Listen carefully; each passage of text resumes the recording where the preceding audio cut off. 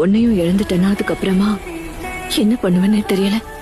எனக்காக நீ கண்ணீர் விடுறியா? என்ன ஆச்சரியமா இருக்கு.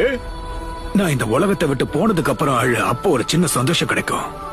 பேரும் ஒரு சின்ன பெட் வச்சுக்கலாமா? உனக்கு தான் பெட் கட்டுறதுனா ரொம்ப பிடிக்குமே.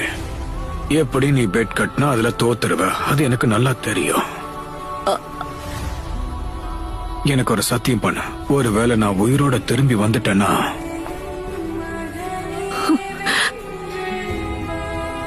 அன்னைக்கு 2 சம்பவம் நடந்தது.